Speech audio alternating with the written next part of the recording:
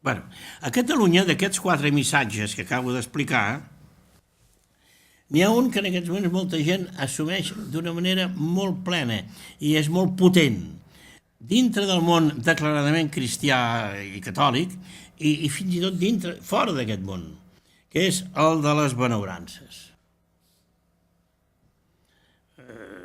S'ha de fer el bé. Després el farem o no el farem.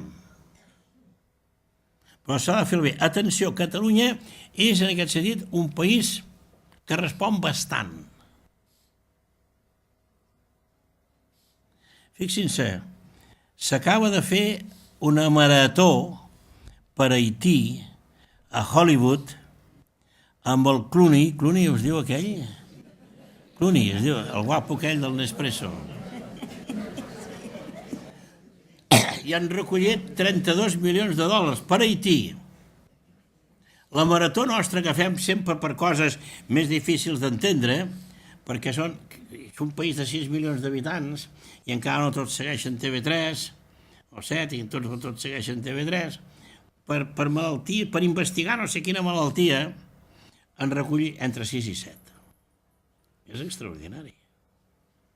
Totes les maratons que s'han intentat fer, per exemple, a Espanya, han recollit 1 milió tirant llarg. Bé, poso aquest exemple ara de passada, encara que més sigui per donar-nos moral, perquè això és bonic. Posar-se com el màgic Andreu, la medalla, no? Bé, això és dominant. A Catalunya, aquest missatge, el missatge és dominant. El segon missatge, la paràbola dels talents, de les verges prudents o del majordom, o fins i tot de doneu a Déu el que és de Déu i del César el que és del César, és ambigu, entre positiu i negatiu. Jo diria que tirant a negatiu. Tirant a negatiu. I, per tant, tirant a negatiu també va lligat això, el tirant a negatiu, el fet institucional de la mateixa Església. Perquè l'Església, com a institució, naturalment és sermó de la muntanya pura, però també és la prudència del governant. I totes les combinacions del governant.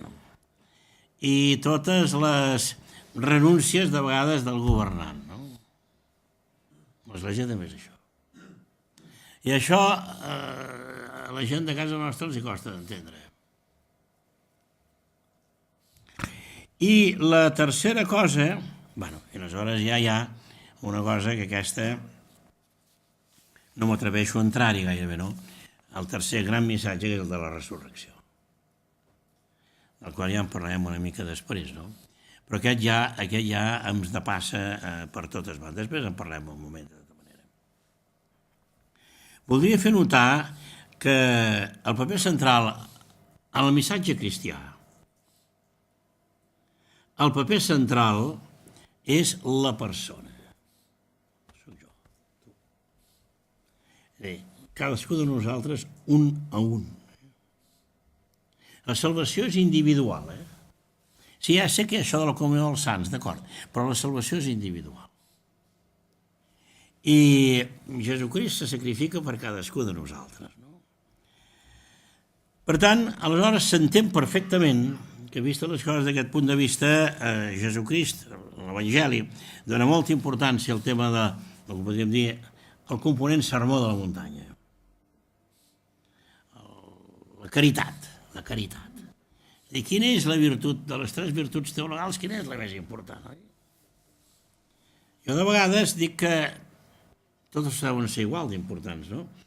De vegades, als meus discursos jo dic que la més important és, però ja us explicaré un altre dia per què dic que és l'esperança, perquè m'interessa dir-ho, no? Però, de fet, en el cristianisme de casa nostra no és la fe, no és percebuda com la més important, la fe. L'esperança, Déu-n'hi-do, però el més important en el cristianisme de casa nostra que es percep és la caritat. És a dir, per tant, la solidaritat, la caritat, la justícia, de vegades la compassió, tot i que de vegades dintre d'aquest món, d'aquest sector del món cristià més tocat per això, o gairebé no és tocat per això de vegades, la compassió és rebutjada, perquè diuen que la compassió va contra la justícia. Però bé, jo m'atreviria, passes que ja m'allargaria una mica més del compte, doncs a defensar la compassió també, dintre d'aquestes virtuts bàsiques, solidaritat, caritat, justícia, compassió. Una altra, que també tampoc no és simplement caritat, ni justícia, ni solidaritat, és la responsabilitat. Però la responsabilitat no forma part només del missatge del sermó de la muntanya, sinó també d'altres coses, no? Perquè la responsabilitat vol dir, i això és caritat, jo sóc responsable d'aquell. Sempre explico el mateix. Vull dir, hi ha en el Gènesi, el començament de tot el Gènesi, Caïn mata Adam, no, al revés, Caïn mata Abel.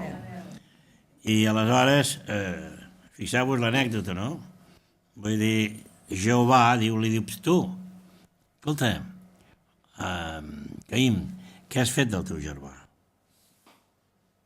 On és el teu germà? Què has fet del teu germà? I Caïn respon, és que sóc jo guardià del meu germà? Jo no sóc guardià del meu germà. Bé, la resposta de Jehovà no la sabem, però sí que la sabem, perquè va implícit en la pregunta, tu ets responsable del teu germà. I això forma part, per tant, en un cert sentit, del sermó de la muntanya, però no només del sermó de la muntanya. I per això aquest tema de, així com el de la solidaritat, la caritat i la justícia, semblen clars. La compassió jo crec que també, tot i que hi ha gent que la rebutja, la responsabilitat és més complicat, no? Té moltes cares, és molt polièdrica, no? Bé, això són valors cristians. De la primera versió, sobretot, de la versió del sermó de la muntanya. L'altra, ja hem dit, és el càlcul, l'organització, l'estructura, que és l'Església, la prudència, etc. I l'altra és la gran incomoditat per l'home modern, el gran repte, el gran desafiament, la cosa absurda, absolutament absurda, que és la resurrecció. Que resulta que moltes vegades allò que ens frapa és allò que no és estrictament racional. I la resurrecció no ho és.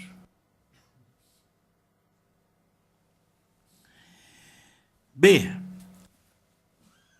tot això no aclareix res, oi? Però és que realment si ho aclaríssim és que no hauríem... Malament, si ara ho entenc. Si ara ho entenc, doncs vol dir que no hauríem entès gran cosa, perquè és que finalment, el tema de la fe és un tema de misteri. No hi haurà una explicació absoluta, racional, rectilínia, logarítmica, etc., pim-pam, de lo que és el tema de la fe, no? I aquests són els grans reptes que nosaltres tenim i els dubtes. Hi ha un polític que aquests dies s'ha posat de moda i que esperem que ho faci bé, però que era desconegut fins fa poc, quan jo el coneixia una mica, però és que soc especialista en això, no en tema religiós, sinó en tema polític, que es diu Van Rompuy, que és el president de la Unió Europea, que és un polític flamenc, belga, molt creient, que 2 cops a l'any es tanca 2 o 3 dies en un monestir, allà a Bèlgica, i fa meditació,